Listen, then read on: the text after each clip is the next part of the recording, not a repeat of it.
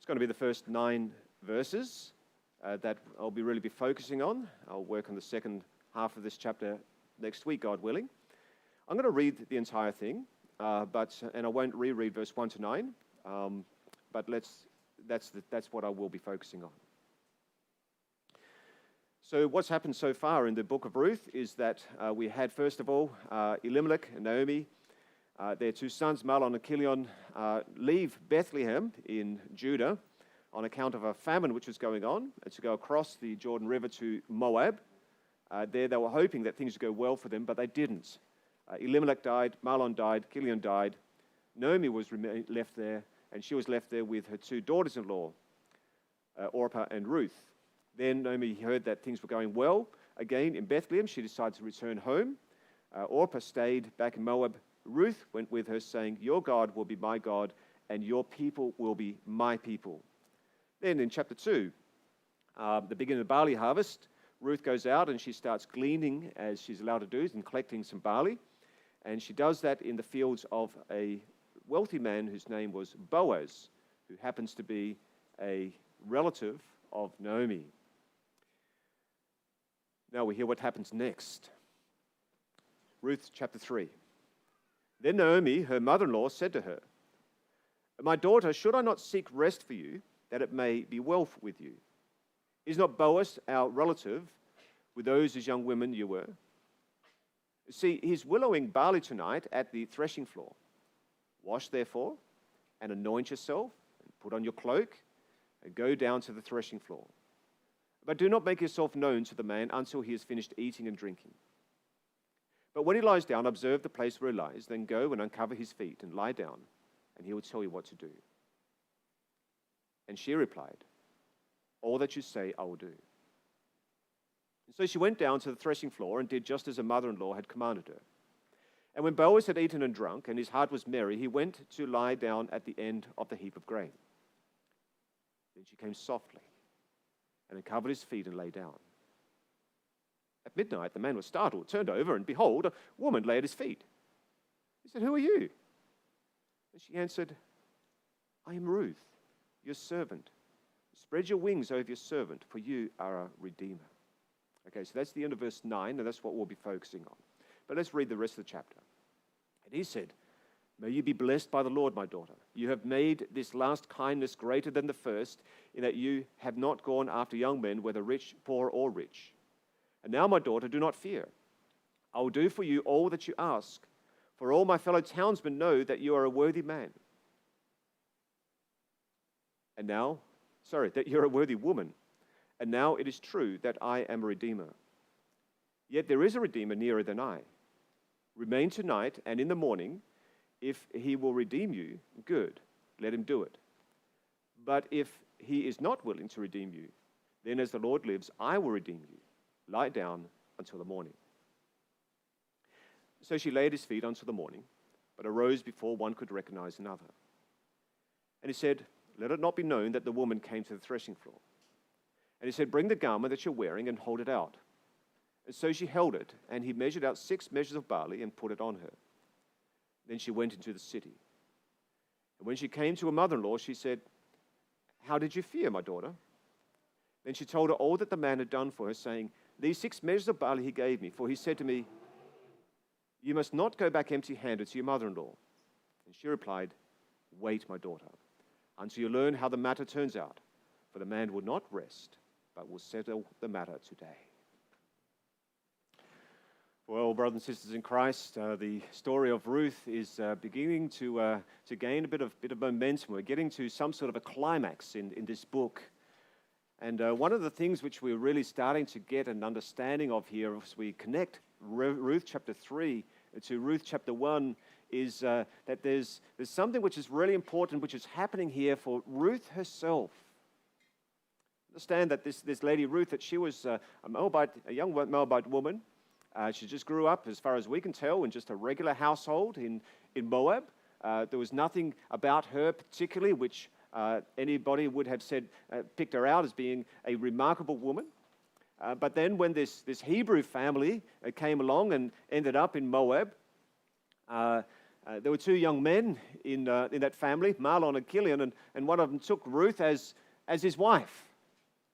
And the anticipation was is that they would stay there in Moab, and that Ruth then would also be in this Hebrew household. This would have been quite unusual already at the time, in some ways, but so it was.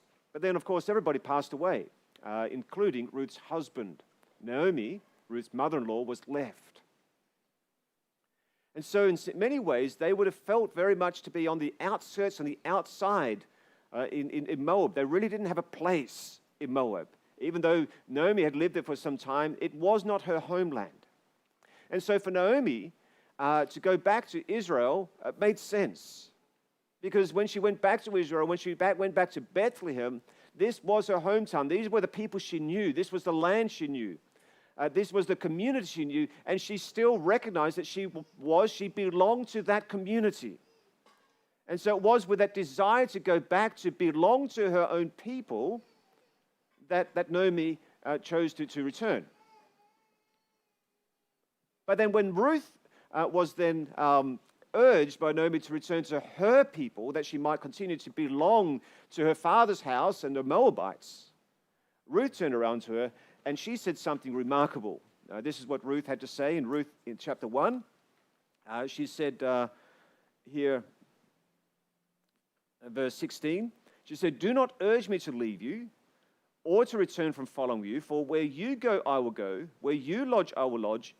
And then she said, "Your people shall be my people, and your God, my God."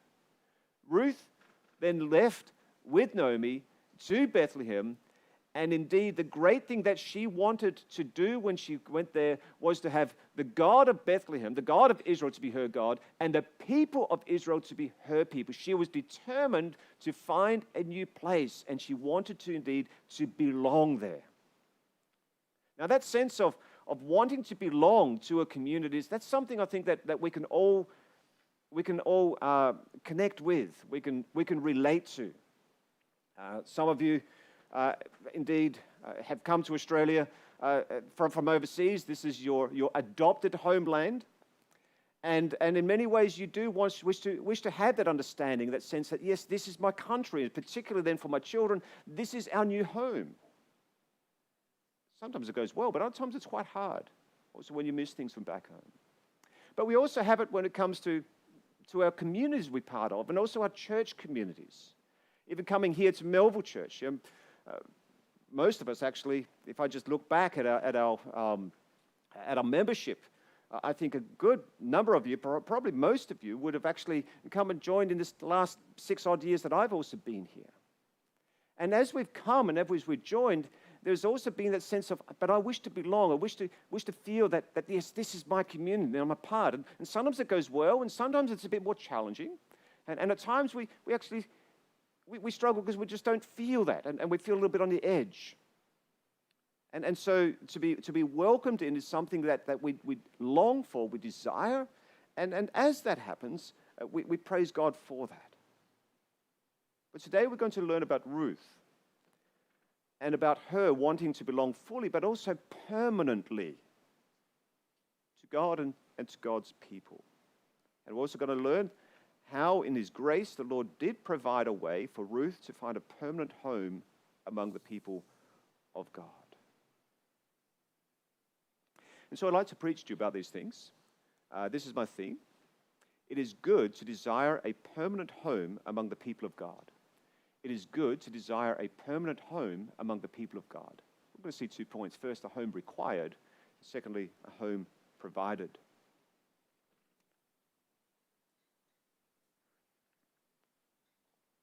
Well, we're back in the book of Ruth, and at the beginning of chapter 3, and we learned that it's been a good night for Boaz. It's been a good harvest. After years of famine and a struggle to survive, the Lord had come once more to the aid of His people. There's bread in Bethlehem. Those years of famine had been difficult, but now their memory is beginning to fade. This year again, the crop of barley, the crop of wheat, it's been good. Boaz is pleased. It's been hard work. Now the harvesting has come to the end. and a large pile of barley lay heaped on his threshing floor, and the winnowing of the barley had begun. Earlier that day, as the afternoon sea breeze had begun to blow, then Boaz had come to winnow the grain that had been brought in. For this, Boaz, the men who were with him, they would have taken these wooden pitchforks. Each of these wooden forks, they would have had about 6 prongs normally. And they would have spent hours just taking this grain and throwing it up into the air. And what happened then is that the wind would blow the loose chaff away. The bits of straw would be settled closer by around the whole threshing floor. But the wind would not be strong enough to blow the barley away. And so the barley would fall down. And the more they would winnow, the more they would get rid of all of the rubbish, which is in the barley, and they'll just have the pure barley seed left. So it was hard work. And then as night descended, Boaz, along with the men who worked with him, they stayed there. They ate well, they drank some wine, so ended a hard but a good day of work. When Boaz then lay down to sleep, he clearly was not drunk, but he was happy, he was content, and he lay down to sleep. And so he lay there at the end of the heap of the grain, a little bit of distance between himself and whoever might have been around there that night as well. And he lay where he was, and he rested contentedly. But he was also in a position to enable him to protect his grain from potential thieves and robbers. This would have been quite a dangerous time for him in that sense, because there's a lot of food there. And indeed, so he should be protecting this grain. Just remember the days this is happening. These are the days of the judges. And the dark days of judges, you could never be too careful. Who could tell if there are eyes out there in the darkness watching his every move, even tonight? But tonight, Boaz is happy. He's satisfied. And Boaz will sleep well. The wind's died down. It's still cold out there in the open. And so he covers himself with a warm garment, blanket of some sort, and he settles down for the night. And so he lay down under the dark, starry nights, starry skies of Bethlehem. And Boaz went to sleep. But then, as the night deepened, about midnight, he stirred. Something was amiss. Something didn't feel right. His feet were cold. His garment that he'd so carefully covered himself with had come loose. But it's not just a matter of cold, not just a matter of cold feet. There was something else. He could smell something. Soap. Perfume. Someone was there. A stranger had come to the threshing floor, and being startled, he turns and he sees there's a woman lying at his feet. And so he says, this is verse 9, he says, "Who are you? What are you doing there? Why have you come? What do you want?" The question, "Who are you?" might be an obvious question to ask, but it was a fair one, wasn't it? Who was she? What kind of a woman was this? She obviously hadn't come to steal, because then she would never have deliberately woken Boaz up and to lie there at his feet. But a threshing floor was not the place for a woman to go. Certainly not for a virtuous woman. Winnowing was a man's business. The only woman who might come to the threshing floor at night were those who were not of the virtuous kind, those who had come for other reasons, those whom Boaz himself, a godly man, would not have invited to come that night. And anyway, that kind of woman would have made herself known while they were still eating and drinking go along so she could join in with this. Who are you? Yes, it's a good question. Who is Ruth? And what is a nice, virtuous young woman like that doing, washed and perfumed, on the Bethlehem threshing floor at night, lying at the feet of a man? Her name was Ruth. She wasn't from those parts. She'd come from Moab. She was the one who had accompanied Naomi, her mother-in-law, back to Bethlehem. She promised and pledged to stand by her mother-in-law for as long as she lived. She had said, "Your people will be my people and your God, my God."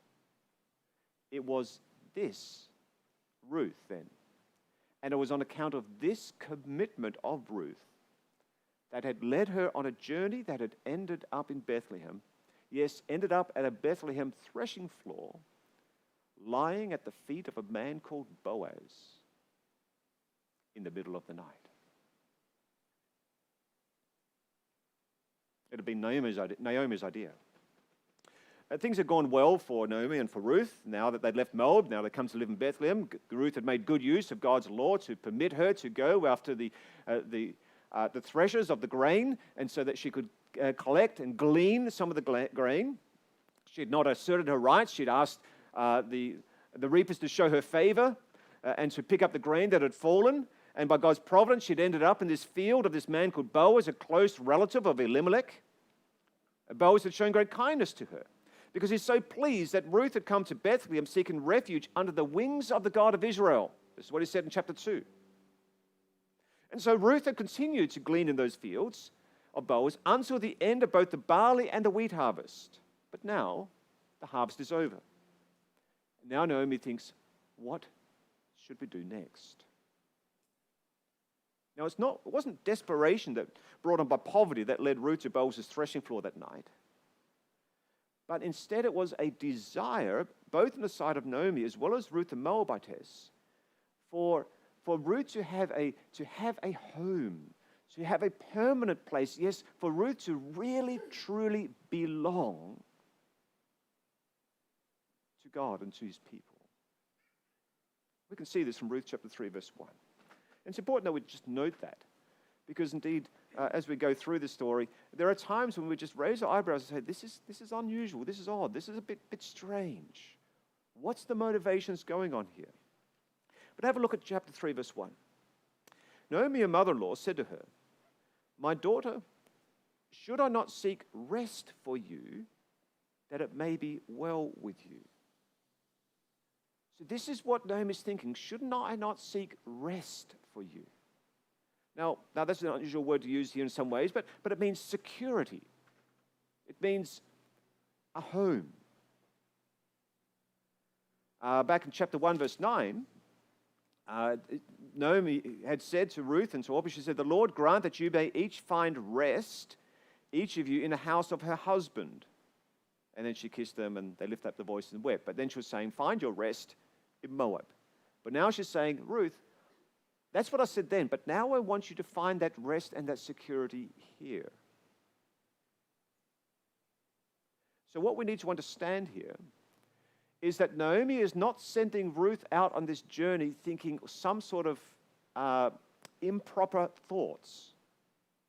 No, what she really wants to see and to do here is for Ruth indeed to find not a man for a night, but for her not only to be married, but for her to indeed be embraced into the community of Israel.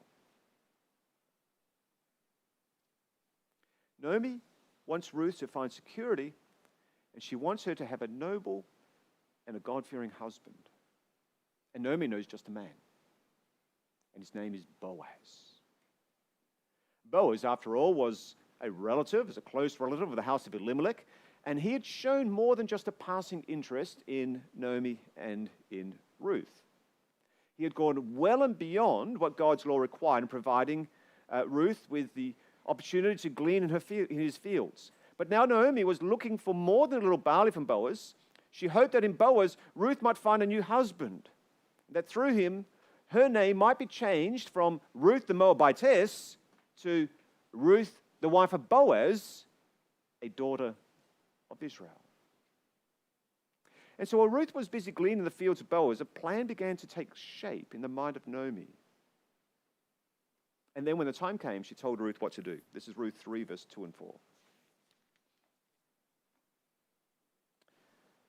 "Is not Boaz our relative, with whose young women you were? See, he's winnowing barley tonight at the threshing floor. Wash therefore and anoint yourself and put on your cloak, and go down to the threshing floor. But do not make yourself known to the man until he's finished eating and drinking. When he lies down, observe the place where he lies, and then go and uncover his feet and lie down, and he will tell you what to do. Well, this is quite the plan, isn't it? And as you read this, you might wonder. I do it. To be honest, to our ears, this is pretty weird. This is pretty strange. What's Naomi thinking when she says this to Ruth? And what's she implying? What's she suggesting Ruth to do? How does Naomi think this night on that threshing floor is going to end up? And actually, the way it's written in the original Hebrew language, the language is indeed quite suggestive. There's some double meanings which are going on here. And we can't dismiss that. But we also have to be careful that we do indeed interpret his words correctly and appropriately. And so I do like to notice, first of all, that it was a delicate and a somewhat risky situation that Naomi was placing Ruth into.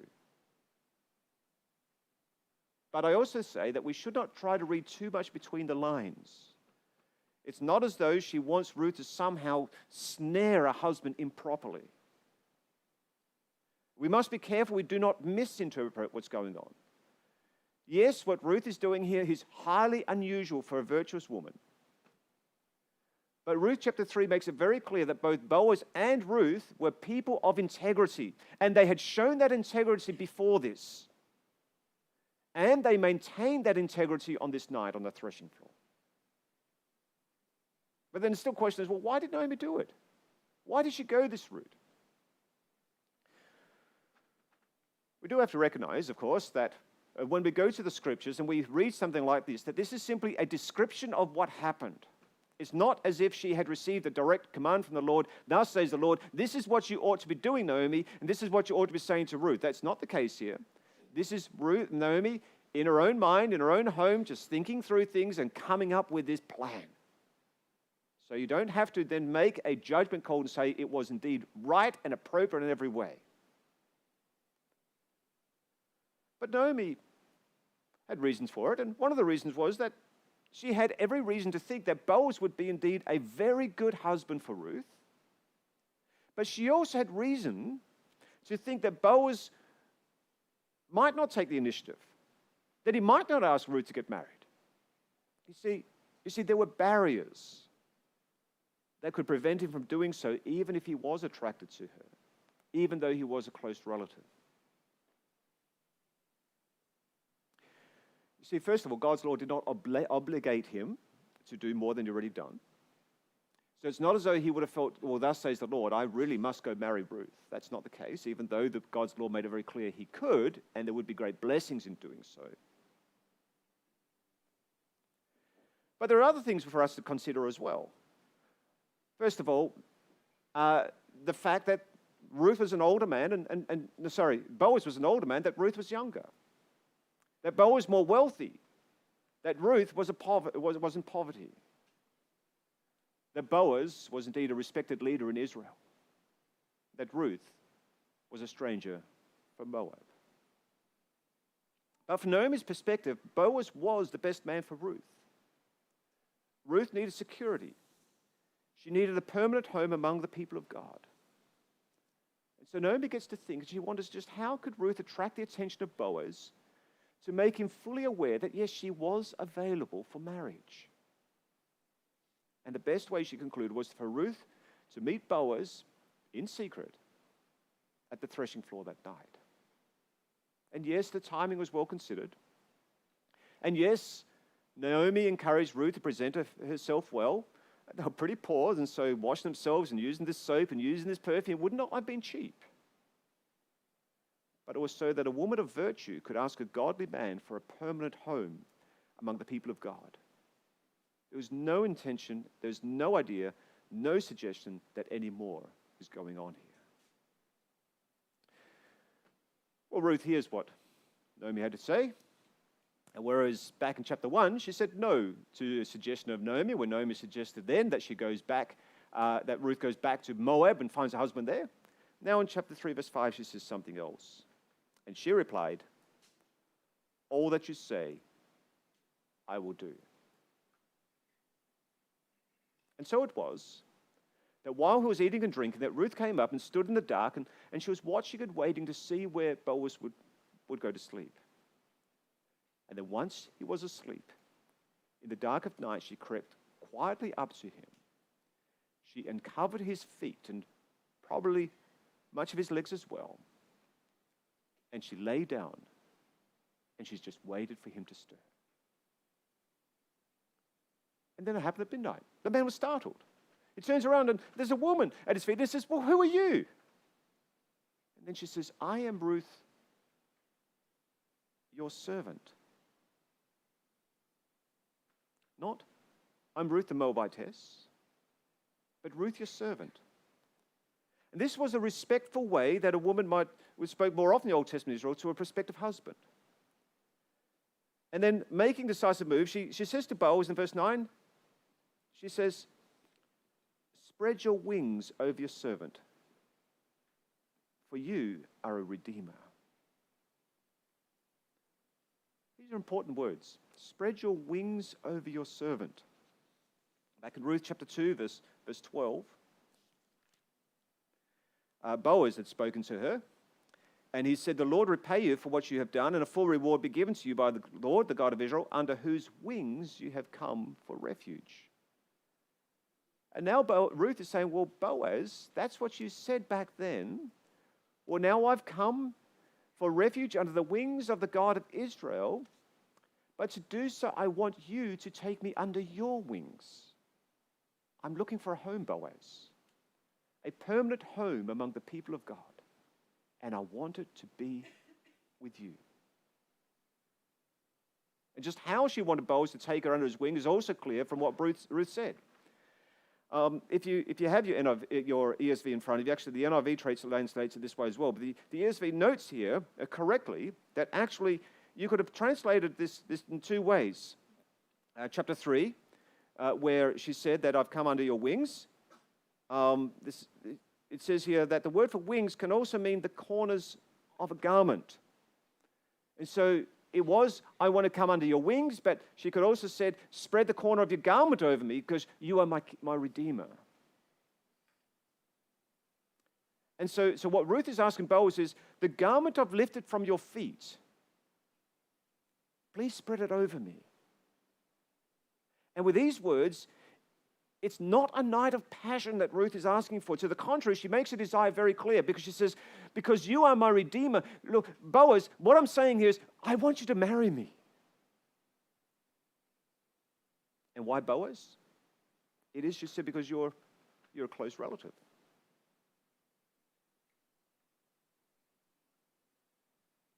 You're a Redeemer. And with these words, Ruth makes it very clear that Boaz, that she doesn't simply want this for herself. It's not Boaz's money she's after. It's not an easy life she's after. It's not even just simply rest or security as such. And even though there likely was a considerable amount of attraction for each other, it was not even love that drove Ruth to the threshing floor that particular night. Ruth wants to marry Boaz so that she might have a permanent home among the people of God. And even more than that, so that Naomi might once again have a permanent home among the people of God. And even more than that, so that the family of Naomi, yes, the family of Elimelech might continue. This is why she went to this man, a man of the clan of Elimelech. Yes, in this way, not just Ruth, but the family of Elimelech too would once more have that permanent home among the people of God. Well, I'd like to speak further now, my second point, about a home provided.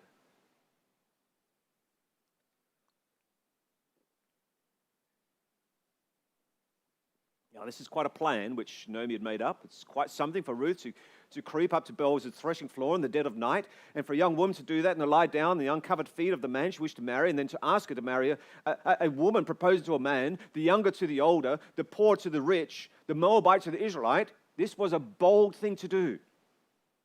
But it's not impertinence, it's not brazen cheekiness. That's not why she did it. And it was right of Ruth to ask Boaz to marry her as a close relative as a kinsman. Yes, a kinsman redeemer, this is the other way we have to translate it. Because God had given her the right to do this. Yes, to ask Boaz to marry her was in accordance with God's revealed word. I'd like to have a couple of verses from both from Leviticus and Deuteronomy, which speaks about this. First of all, in the law of Moses, Leviticus 25, and actually also Deuteronomy 25, the Lord God taught his people of Israel that the next of kin would be responsible for the well-being of family members, particularly with respect to their freedom, with respect to their land, and so that the family might not die out. I'd like to read, first of all, a few verses from the book of Leviticus, chapter 25. Leviticus 25, verse 23 to 25. It's one of the laws of the Lord. It says here, the land shall not be sold in perpetuity. That means it's not going to be sold forever, for the land is mine, for you are strangers and sojourners with me. Now that's an interesting point, isn't it? You're actually a stranger in your own land. It's my land. And so you can't sell it off and it's gone forever. And then it says in verse 24, and in all the country you possess, you shall allow a redemption of the land. If your brother becomes poor and sells part of his property, then his nearest redeemer shall come and redeem what his brother has sold. Now in these verses, the Lord taught his people that he and not they were the true landowners of Israel. That each Israelite was in fact a stranger and a sojourner with him.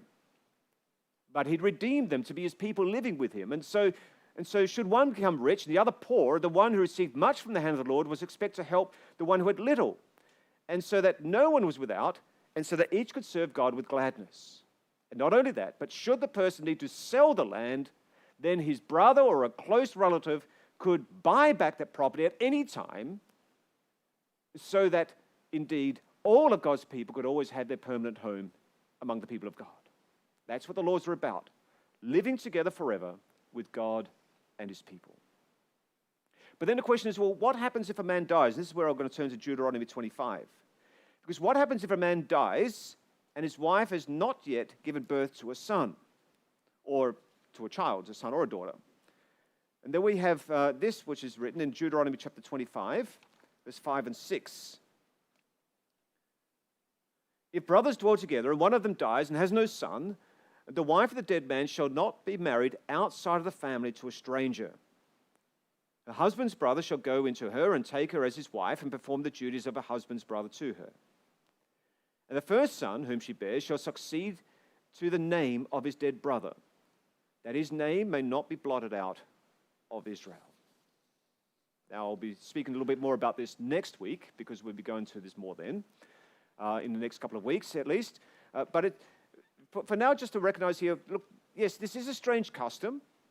If for our modern ears, it's a custom we're going to consider. Actually, Ruth chapter 4 probably I'll be dealing with this.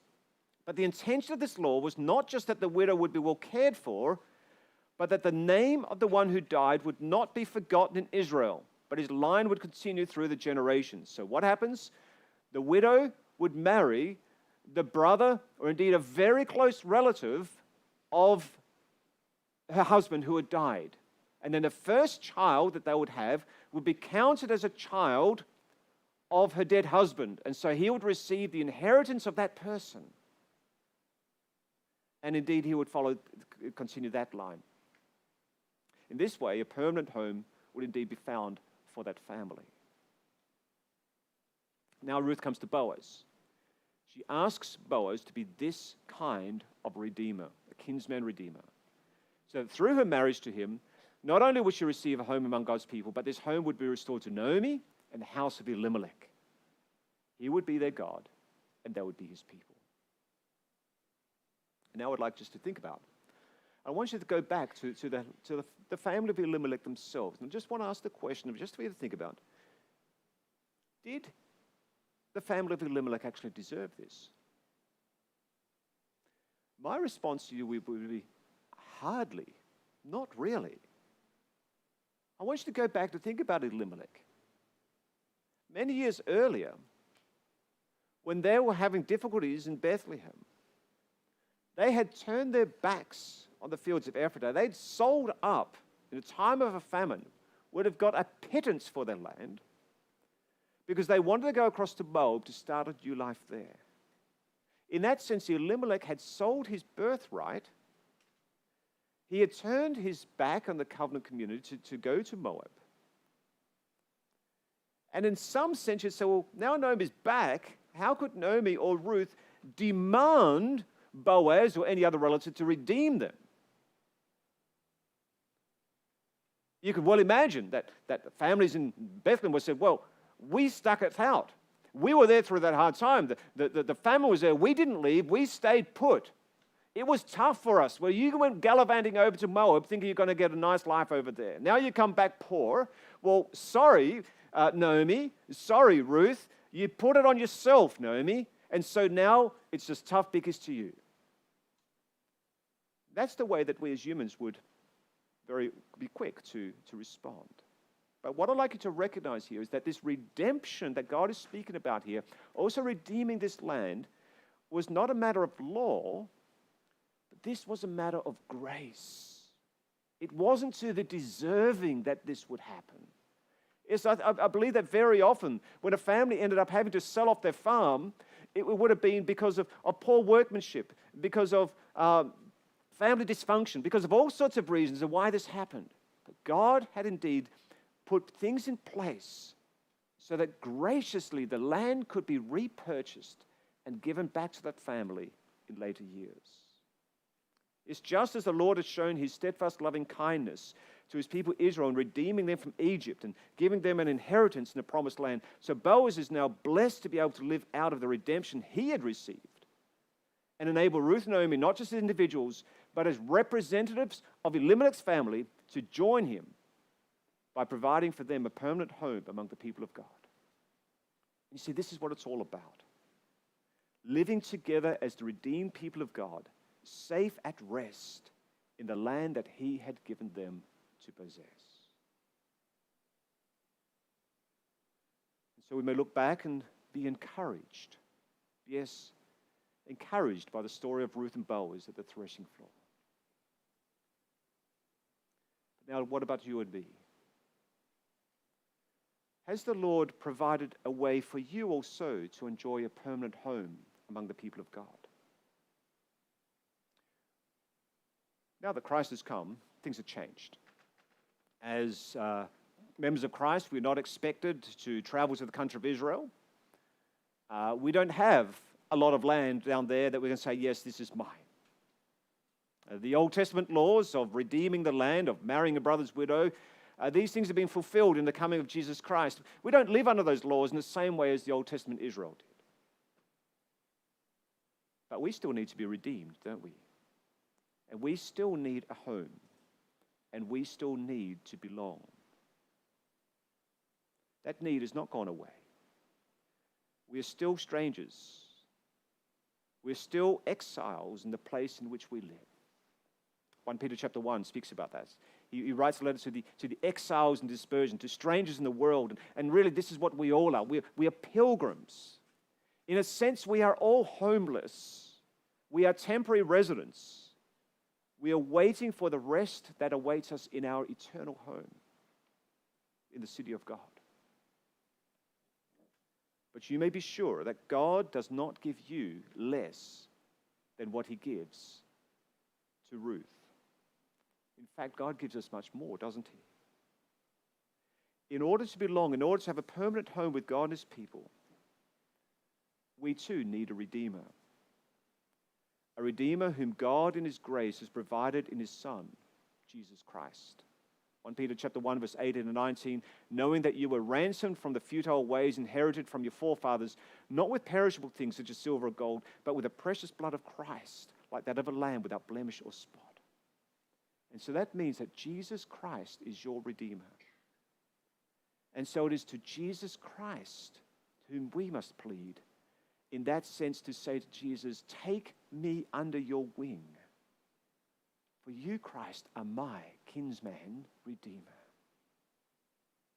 Take me, Jesus. Redeem me to be your treasured possession and keep me in the shelter of your wings. The good news is this. You know, when Ruth went down to this threshing floor, and when Ruth did all this stuff to Boaz, neither Ruth nor Naomi had a clue as to how this is all going to turn out. It could have all gone totally bad. It could have gone sour. It could have had Boaz get up in anger and drive her away and tell her that he never wanted to see her again. But in Jesus Christ, we have a surety that this will never happen to us. We can be sure beyond doubt that Jesus Christ will never turn us away when we seek the shelter of his wings, because the price has been paid, because the redemption has been secured. And so go to him and be joined to him, because he is your God and you belong to his people. And then you may always look forward to a home that is so much more glorious than the earthly home of Ruth, the earthly home that Ruth would have received among the people of God in Canaan. Because the home that Christ is preparing for you is an eternal one, where you can live with God and his people forever. You may look forward to an inheritance that is imperishable, that is undefiled and unfading. Yes, that is what your Redeemer has prepared for you. And yes, you may enjoy this now, because Jesus Christ has redeemed you so that when by faith you're joined to him, you may already belong to him today. And it's not just that you belong to Jesus in a personal relationship just with Jesus Christ, but he gathers you together and he gathers us together as a community, as a family, as a church. And it's as a family, as a church, that we together may look forward to our eternal home, when we will then be with that great multitude. That multitude that Revelation speaks of all tribes, of all nations, of all peoples, of all tongues, standing before the throne of God, all redeemed by the blood of Jesus. And then God will fully dwell with us, and we will be home, and we will belong completely to him, and we will enjoy our full rest and security with him. Amen.